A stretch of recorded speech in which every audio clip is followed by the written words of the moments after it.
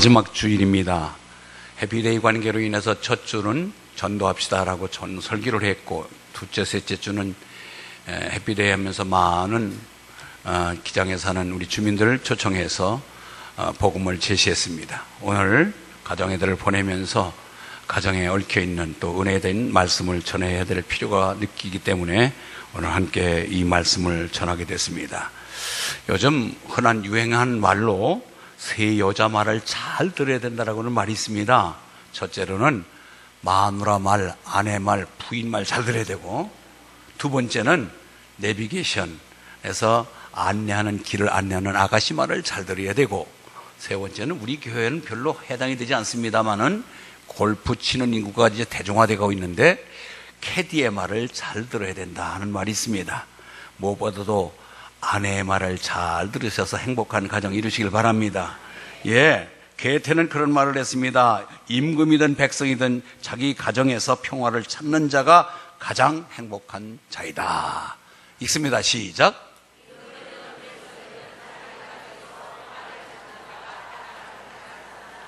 지금으로 말하면 저 청와대 주인 되시는 대통령이나 저 시골에서 무명인으로 살아가는 백성이나 누구나 할 것 없이 가정에서 평화가 있지 아니하면 행복한 사람이 아니다. 가정이 가장 행복의 요람이란 뜻입니다. 가정이 작은 천국의 모형이라는 것입니다. 가정이 하나님의 이미지를 살리고 하나님의 이미지를 꾸며내는 것이 가정이라는 것이에요. 저 사람들 하나님 믿는 사람 저렇게 사는구나. 양보하고 항상 웃고 항상 좀 이렇게 여유롭게 사는 것이 저렇게 바로 하나님의 믿는 가정이구나 하고 하나님의 이미지를 만들어가는 것이 가정이라는 것이에요. 여러분, 우리는 이처럼 가정의 귀중성을 우리 다시 한번 깨달으시길 바랍니다. 창세기 2장 18절에 보니까 여호와 하나님이 이르시되 사람이 혼자 사는 것이 좋지 아니하니 내가 그를 위하여 돕는 배필을 지으리라 하시니라. 우리는 행복한 가정이 바로 방금 제가 열거했습니다. 그 속에서 행복한 가정의 행복의 요람이고 작은 천국의 모형이고 하나님의 이미지를 창출하는 것이 가정이런데, 그런 가정이 되기 위해서는 우리가 노력하고 만들어줘야 되는 것이지 그냥 되는 게 아니라는 거예요. 그건 내가 만들어가야 되는 것이라는 거예요. 애쓰며 수고하고 같이 만들어갈 때 이런 가정이 될 줄 믿습니다. 그런데 가정이 오늘날 상처나고 구멍 뚫리고 그래서 가정이 허술해서 빗물이 새고 많은 누수 현상이 일어나는 것은 안타까운 일입니다. 가정에 쉼이 있어야 돼요. 거기에는 사랑이 나눠져야 돼요. 거기에는 이제는 뭔가 안식이 이루어져야 돼요. 풍성한 삶을 누려야 됩니다. 그런데 보니까 가정이 모두가 박살나고 깨지고, 왜? 사단이 와서 가정을 힘들어 버립니다. 서로 부부간에 갈등하게 만들고 부자지간에 갈등하게 만들고, 이 사단이 하는 일들을 우리가 다 눈여겨보면서 사단에 속아 넘어가지 않기를 바랍니다. 사단은 자꾸 이 평화스럽게 하나 되는 모습을 가만히 눈뜨고 보기가 싫은 거예요. 어떻게든 간에 흔들어서 깨트리려고 합니다. 그래서 가정에 불화가 일어나고 고통과 신음소리가 끊이지 아니하고, 이것 다 마귀의 공격을 받은 결과인 것입니다. 이제 우리가 가정이 붕괴되면은 교회가 안정되지 못합니다.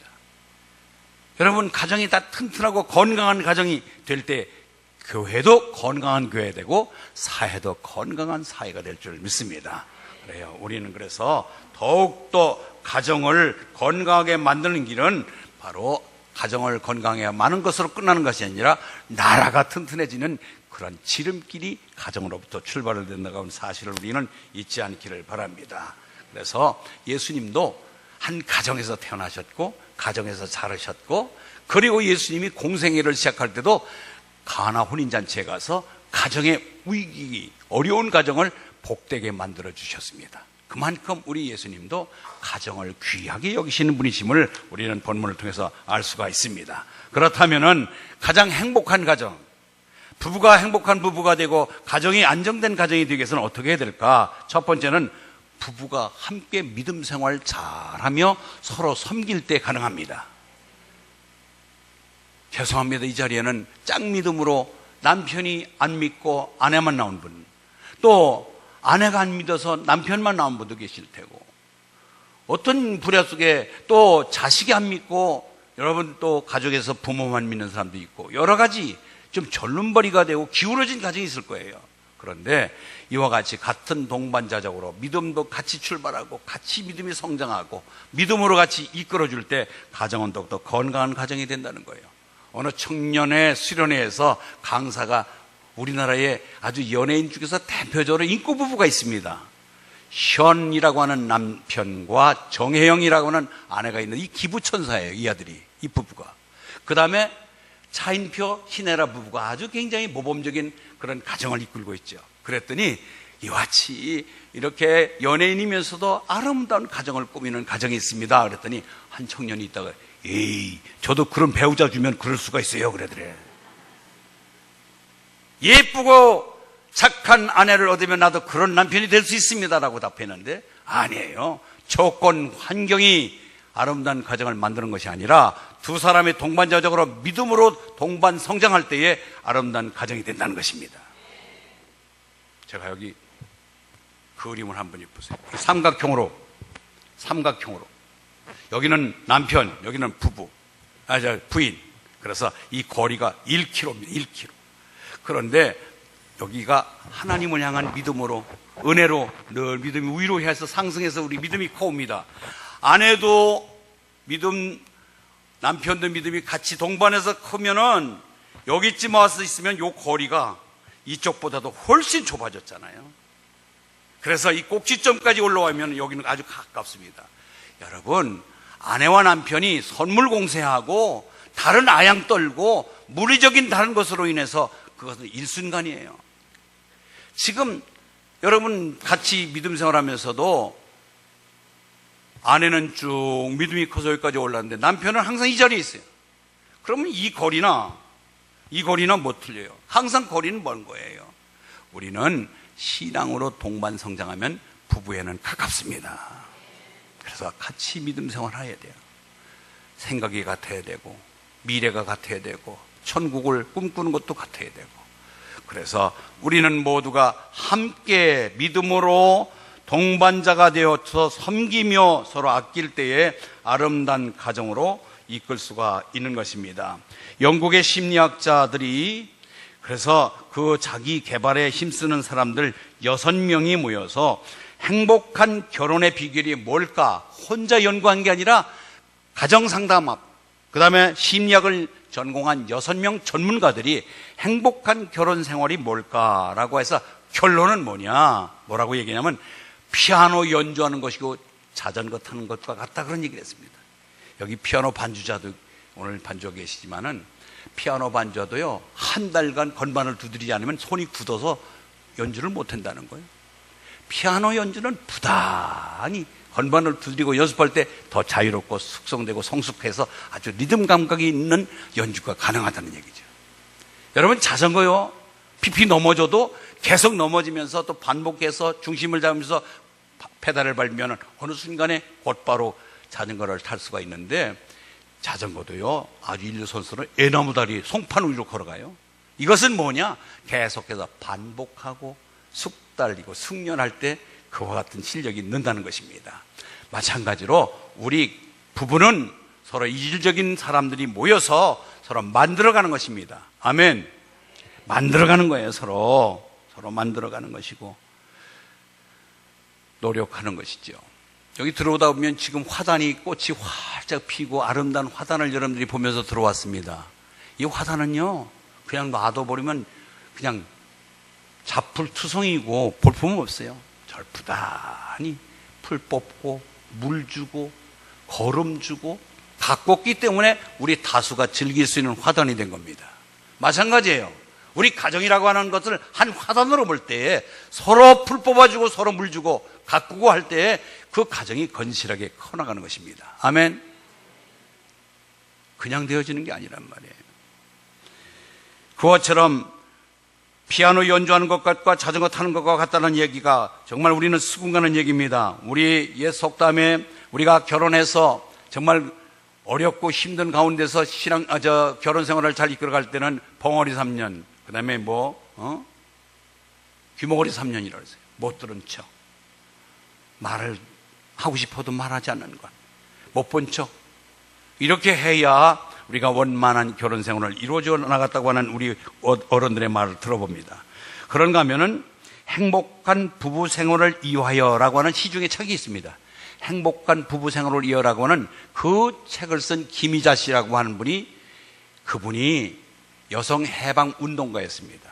그분이 뭐라고 썼냐면은 나의 행복, 나의 필요 등 나의 것만을 추구할 때 결혼 생활이 사해로 변해버리고, 그러나 나를 완전히 잊어버리고 상대방의 필요를 행복하게 초점을 맞춰줄 때 내 필요한 것이 채워지니 참으로 신기한 일이다 라고 했습니다.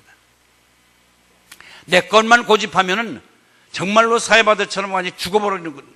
그런데 이제는 남을 먼저 챙겨주고 상대방을 챙겨줄 때 내 것이 충족되는 신비한 일이 벌어진다고 얘기했습니다. 그런데 이분이 여성 해방 운동가로서 여성들이요, 남편으로부터 해방하라 하고 남편들에게 기죽듯이 살지 말고 대들으라고 얘기했던 사람이에요. 그런데 이 사람이 미국에 유학을 가서 예수를 영접했네요. 예수를 믿고 성경을 공부하다 보니까, 아하, 성경 안에 보니까 하나님이 남자를 만들어 놓고 혼자 독처하는 것이 좋지 못하여 여자를 돕는 배필로 주셨다는 거예요. 내가 먼저 여권 신장을 부르짖는 것이 아니라 남편을 잘 보필하고 도우면은 그 행복이 나에게 오는구나. 그다음부터는 남편들로부터 해방되라는 소리가 줄어들고 오히려 내 탓이 아니라 내 탓을 부르짖은 사람이 됐습니다. 이것이 바로 성경적인 것입니다. 기독교 가정학 연구하면서 가정사역에 전념하시는 이번 목사님도 그런 말씀을 했습니다. 자신의 권위를 세우고 자신의 유익을 구할 때 갈등과 분쟁과 아픔이 있지만 상대방을 먼저 존중하고 섬길 때에 웃음꽃 피는 장밋빛 화원으로 바뀌게 될 것이다. 여러분, 다들 성격과 성품이 다 한가닥하잖아요. 다들 다 있잖아요. 고유한 성격, 성품이 없는 분이 어디 계세요? 그러나 이것을 부부라고 하는 것에 서로 간에 조화를 맞추며 서로 참고 인내하며 양보하며 그러면서 만들어갈 때에 하나의 가정으로 아름답게 다시 재탄생되는 것입니다. 설교하고 있는 저도 마찬가지예요. 저도 결혼하고 보니까 저는 면 종류를 좋아하는데 우리 사모는 국수를 싫어하더라고요. 저는 충청도 사람이라서 젓갈류를 기껏해야 새우젓밖에 못 먹어봤는데 젓갈류를 좋아하는, 나는 그것이 별로 그렇게 좋아하지 않아요. 나는 군대 생활하면서 아주 정리정돈을 잘해야 되고 있어야 될 곳에 있어야 되는데 우리 사모는 대충 사는 사람이에요. 그것 때문에 영 갈등을 많이 겪었는데 그거를 고치라고 잔소리해서 되는 게 아니라 내가 그 수준으로 조금만 내려놓으니까 편하더라고요. 그것이 바로 부부구나. 잔소리해서 고쳐지는 것이 아니고 수준으로 끌어올리려고 노력하지 말고 내가 수준을 한 번 좀 맞추고 어깨 높이를 맞추면은 더 편하다고 하는 것을 깨달았습니다. 여러분들도 마찬가지일 것입니다. 여러분 가정사에도 그런 갈등 요소가 다 있잖아요. 그럼에도 불구하고 우리는 서로 만들어갈 때에 가정이 행복할 수가 있는 것입니다. 아시아연합신학교회 총장이신, 지금은 아니지만 전에 총장이던 임권택 박사님 계십니다. 그분이 아내 때문에 아내 수발을 위해서 여러 해 고생하신 분입니다. 그러더니 청년사역에 세미나를 오셔서 자, 여러분들 손을 한번 들어보시오. 손을 한번 들어보십시오. 이렇게 움직여보세요. 이렇게 움직여보세요. 이게 뻣뻣해서 손가락 안 움직여주는 사람 손 들어보세요. 손 드는 사람이 없네요. 다 내리세요. 그러더니 손가락이 자유롭게 움직이더니 여러분들은 27만 불을 번 사람입니다. 그래야 돼요. 왜? 자기 아내가 이게 손가락이 굳어지기 시작해서 이게 안 움직여지는데 이걸 고치기 위해서 미국까지 데려가서 수발을 들는데 그거를 고치는데 27만 불, 우리나라 돈으로 약 3억 원. 그러니까 여러분들 3억 벌고 들어가는 거예요. 그러면서 그 안에 이 손가락 하나 고치는데 정성을 다하고 수발을 드는데 애를 먹었던 그 자기 어떤 해고록을 얘기하면서 그러면서 행복한 부부들의 공통점이 10가지를 소개한 거예요. 행복한 부부의 공통점 10가지 중에 우리 가정은, 우리 부부는 이 공통점이 몇 가지인가 한번 헤아려 보시기 바랍니다. 첫 번째, 1, 시작. 둘, 셋, 넷, 다섯, 여섯째, 일곱째, 예, 이게 중요하죠. 여덟째, 아홉 번째, 열째, 예. 여러분 정말 나는 우리 부부는 이 10가지 중에서 몇 가지가 우리 부부에 해당이 되고, 이건 아직 우리 부부로서 미흡한 점이 있다는 것을 여러분 지적을 하셔야 돼요. 그런데 문제는요, 여러분 보세요. 자갈하고 모래하고 시멘트하고 각각 놓을 때는요, 아무 힘이 없어요. 섞어놔도 힘이 없어요. 여기에다가 물을 부어야 콘크리트가 됩니다. 자갈, 모래, 시멘트 이 세 가지를 섞어놔도 힘아리가 없는데 그다음 물을 부을 때에 잘 희석시키면 강도 높은 콘크리트가 되어서 건물을 지어 올리고 교량을 세웁니다. 여러분, 우리가 다 개성이 있습니다. 기질이 있습니다. 성품이 있습니다. 좋든 나쁘든 장점이든 단점이든 내가 갖고 있는 고유한 성품, 특성, 기질이 있는데 거기에다가 하나님의 은혜의 물을 부으면은 하나가 됩니다. 은혜가 주셔야 돼요. 그래서 우리는 10가지 사랑의 공통점 중에서 신앙으로 동반자가 돼야 돼요. 신앙으로 마을의 대화가 공통점이 있어야 돼요. 야, 오늘 목사님 설교 중에 내가 이 분야에서 은혜 받은 당신은 어땠어? 우리가 은혜 받은 것을 서로 나눌 수 있습니다. 신앙으로 교회의 해피데이를 통해서 내가 열심히 복음 전했습니다. 당신은 복음 전할 시간이 없지만 기도로 열심히 해줘. 당신이 해피데이 헌금 좀 내줘. 서로 간에 우리가 보완책을 세울 때에 그 가정은 든든한 가정이 될 줄 믿습니다. 예, 그뿐이 아니라 기독교 가정 사역 연구소, 기독교인으로서 사역하는 그 연구소에서 400명을 리서치했습니다. 설문했어요.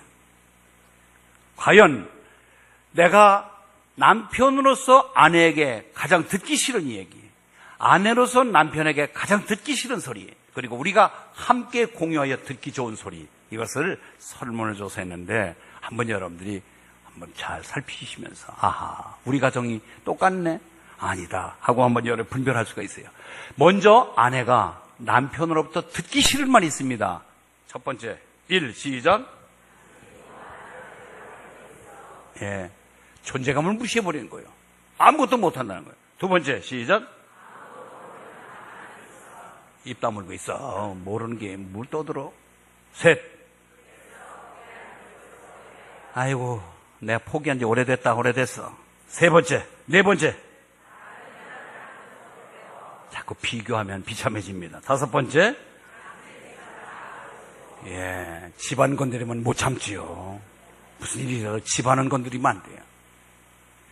그런가 하면은 남편이 아내로부터 듣기 싫은 얘기가 있습니다. 1.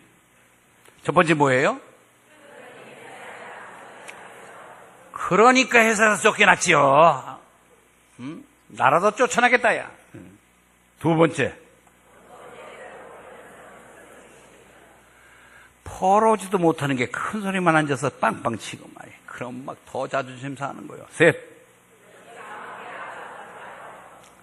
예, 비교하지 말고 남녀나 마찬가지예요. 아내나 남편은 비교당할 때 굉장히 자존심 상하고 비참해지죠. 그런데 우리가 부부가 서로 듣기 좋아하는, 서로 들었으면 하는 말이 있습니다. 1. 시작. 예, 뭐니 해도 우리가 사랑이라는 말을 표현해야 돼요. 여보, 사랑해요. 사랑합니다. 옆에 분, 부부는 아니지만 한번 일어납시다. 사랑합니다. 사랑합니다.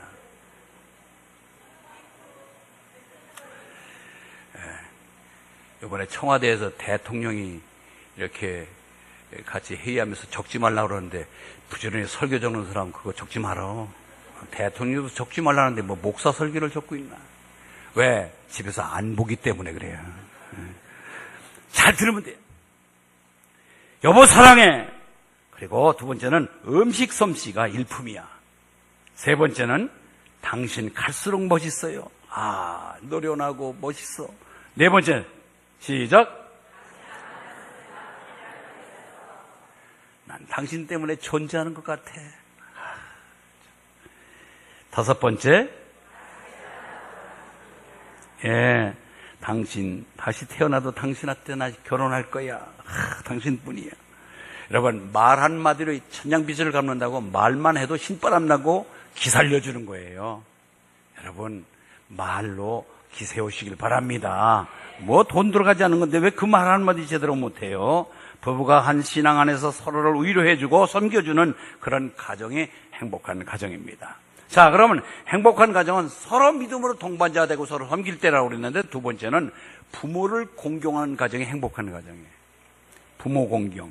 이미 여기 부모가 양쪽에 다 없어서 고아가 되신 분들이 상당히 많은데, 이미 부모된 우리들도 밑에 자녀들로부터 공경받을 수 있도록 우리 노력해야 돼요. 그런데 부모 공경이라고 하는 것은 성경의 신구약을 통틀어 볼 때 약 100회 정도 나옵니다. 부모를 공경하라 명령형이 되어 있습니다. 공경하도 되고 안 해도 된다는 게 아니라 공경하라 명령형으로 되어 있습니다. 그래서 왜 우리가 이렇게 부모를 공경해야 될까? 무슨 이유가 있어요. 부모니까 공경해야죠. 그런데 문제는 이유를 꼭 대라면은, 우리는 내의 존재는 부모가 계셨기 때문에 내가 있는 거 아니에요? 신체 발부는 수지부모라. 내 머리카락, 내 몸뚱아리, 내 모든 피, 내 가진 전체는 다 아버지 부모님으로부터 받았다. 나의 몸을 주신, 나를 이 땅에 존재케 하신 부모 잊지 말아야 되죠. 그 사랑을 우리가 변치 않게 그래서 나를 낳고 키울 때 진자리 마른자리 골라서 여기까지 손발이 닿도록 고생하시면서 나를 나되게 만드신 그분의 얼룩진 모습들, 그의 이마에 깊이 파인 주름살이 훈장이고요, 그의 흰 머리가 멸관이고요, 그의 늙은 모습이 우리 최고의 영광이 되어야 될 줄 믿습니다. 효자 가문에서 효자 나오고 불효 가문에서 불효자 나온다고 그랬어요. 우리가 부모에게 잘하면 자식들이 그걸 보기 때문에 자동적으로 그 자식도 나에게 효심을 다하여 효자 노릇할 줄 믿습니다. 그거예요. 시문대로 거듭나는 말이 있습니다. 잠언 30편 17절에도 이런 말씀이 있네요. 아비를 조롱하며 어미 순종하기를 싫어하는 자의 눈은 골짜기에 까마귀에게 쪼이고 독수리 새끼에게 먹히리라. 부모님들의 과거에 수고가 있었기 때문에 오늘의 내가 편안한 삶이 여기에 누릴 수가 있는 것입니다. 이제 우리가 정말로 다음 세대에게 좋은 후대에 좋은 환경을 열어주기 위해서는 우리가 먼저 부모에게 잘하고 후대에게 대접받을 수 있도록 준비를 하시기 바랍니다. 우리가 부모 공경하는 것, 두 번째는요, 부모님을 공경하는 것은 뒤로 미뤄서는 안 됩니다. 나중에 하지. 아니에요. 부모 공경 현재 있는 그대로, 있는 처지에서 하는 것입니다. 돈 벌어서 잘할 생각하지 말고 지금 없는 상태에도 내가 갖고 있는 형편에서 최선을 다할 때 우리는 그것이 바로 효도하는 것입니다. 잠언서 23장 25절에도 내 부모를 즐겁게 하며 너를 낳은 어미를 기쁘게 하라. 부모의 요구가 무엇인지 살펴서 부모님이 좋아하는 것이 무엇인지 그의 식성도 차려서 부모님이 좋아하는 취미를 살려서 그분을 위해서 돕는 것이 후손된 자식된 도리가 아닐까 생각이 듭니다. 세 번째, 부모를 공경하는 자녀에게는 하나님이 복을 넘치도록 부어주십니다. 예, 이는 내가 땅에서 잘되고 장수하리라. 여러분, 이삭을 바라보십시오. 이삭은 100세 늦게 얻은 누뚱입니다. 아버지 아브라함에게 충성다하고 효심을 다하여 아버지에게 순종합니다. 그랬더니 흉년 중에도 100배의 복을 누리잖아요. 요셉 팔려갔습니다. 아버지가 총애를 두던 아들이었습니다. 그러나 끝까지 예지에 나가서 국무총리가 됐음에도 불구하고 아버지를 잊지 못하고 끝까지 아버지를 모셔다가 끝까지 모셔 잘 봉양하고 있는 것이 요셉이었습니다. 그처럼 우리도 성경상에 보면 훌륭한 믿음의 조상들이 많습니다. 룻기에 나오는 주인공 룻이라고 하는 모압 여인입니다. 이방인입니다. 나옴이 유대로 가면은 서름받고 인간 대접받지 못할 것 뻔히 알면서도 어머니를 쫓아서 끝까지 남의 나라로 옵니다. 와서 최선 다하여 어머니에게 효심을 다하여 모시면서 보리삭 줍기도 게을리하지 아니하고 결국 보아스라는 남편을 얻어서 예수님의 족보에 올라가잖아요. 효심을 다하면 끝자락이 좋고 나도 복 받지만 후손까지 잘 이어진다고 하는 사실 잊지 않기를 바랍니다. 효도하는 것 중에 가장 큰 효도는 예수님 믿어서 구원받게 해드리는 것이 우리의 큰 효도인 줄 믿습니다. 행복한 가정 첫 번째는요, 우리가 동반자적으로 믿음을 함께 갖고 더불어 서로 섬기자. 두 번째는 부모를 공경하는 것이 행복한 가정이고, 세 번째 마지막은요, 자녀를 잘 양육하여 하나님 앞에 세우는 가정이 행복한 가정입니다. 아멘. 여기에는 고개 숙이고 자신이 없는 사람들이 상당히 많을 거예요. 시편 127편 3절 보라, 자식들은 여호와의 기업이요 태의 열매는 그의 상급이로다.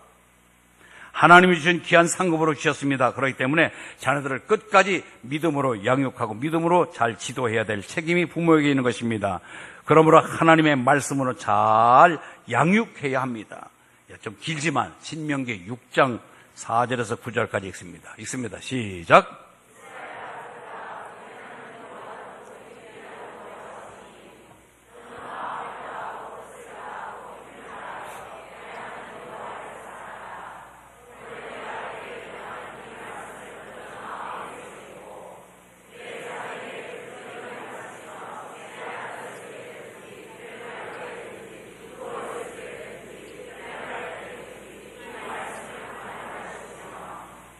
너는 또 그것을 내 손목이며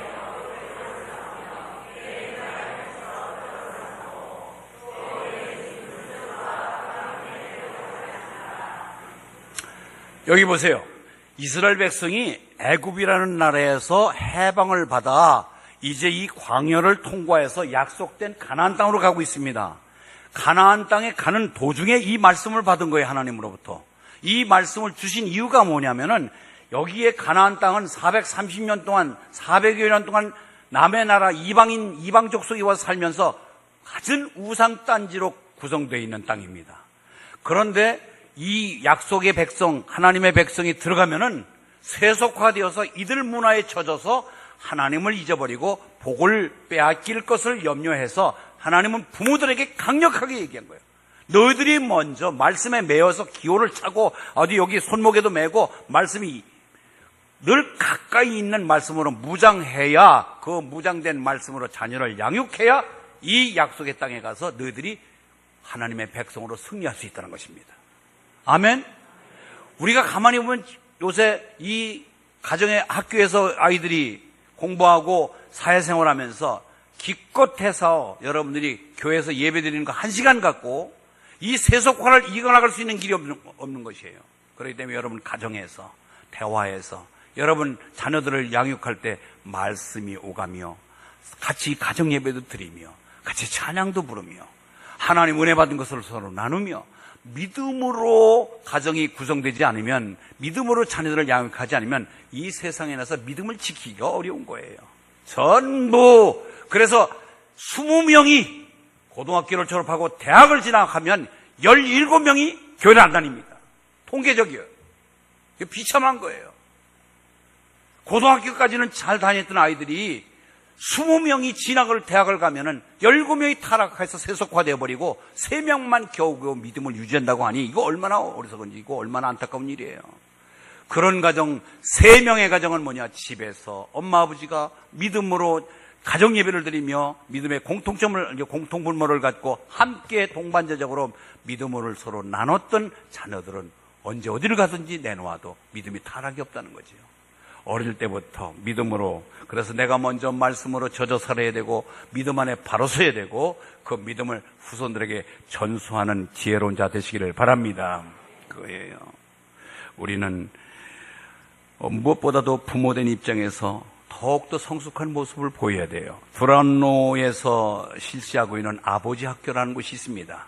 그런데 그 아버지 학교에 입소하는 대상들이 예수 믿는 아버지들보다는 안 믿는 불신자의 아버지가 70%가 불신의 아버지가 오는데 거기 와서 다 깨지는 거예요.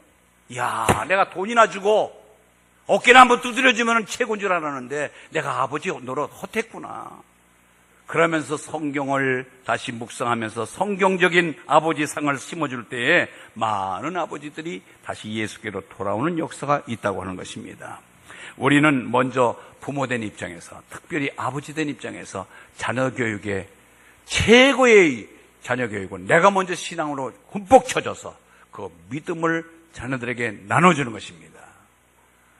오늘 이메일에 떠 있는 내용을 읽어보니까 가정폭력범, 가정에서 폭력을 당하고 가정에서 어려움을 당하고 있는 가장 주 요인은 아버지로부터가 60%예요. 아버지가 감금하고 아버지가 때리고, 잘되라고 훈도적인 입장에서 때리는 것도 있겠지만은 대개 보면은 사회에서 잘 적응이 안 되고 힘들고 어려운 것을 가정에 와서 자녀들에게 화풀이하는 아버지가 많다는 거죠. 오늘날 우리가 이 가정애들 보내면서 부모 되기도 어렵지만 부모 역할하기가 얼마나 어려워요. 그러나 우리가 신앙으로 흠뻑 쳐져서 믿음의 본을 보이시기를 바랍니다. 우리는 자녀들을 사랑하고 때로는 엄격하게 징계해야 그들이 잘 클 겁니다. 오냐 하는 것이 아니라 잘못됐을 때는 호되게 나무라서라도 그를 믿음으로 이끌어줘야 될 것이 아버지 어머니가 해야 될 일인 줄 믿습니다. 얘기했어요. 어떻게 대학 가면 17명이 타락합니까? 그게 무슨 믿음의 가정에서 자란 아이들이에요. 우리가 더욱더 귀담아 드려야 될 것입니다. 이제 말씀을 한번 묵상합시다. 우리 부부의 신앙생활 다시 한번 해나갈 수 있도록 짱 믿음 가진 분들, 남편, 아내 구원을 위해서 기도 많이 하시고요. 믿음으로 같이 동반자적인 성장이 이루어지길 바라고요. 서로 섬기시길 바랍니다. 두 번째는 부모에게, 남겨진 부모에게 최선 다해 공경하고, 내가 부모된 입장에서는 자녀들에게 믿음으로 잘 양육해서 튼튼한 건강한 가정을 이루어 아름다운 믿음 생활을 해서 하나님 앞에 잘하다 칭찬받는 주의 종들 되기를 주의 이름으로 축원합니다.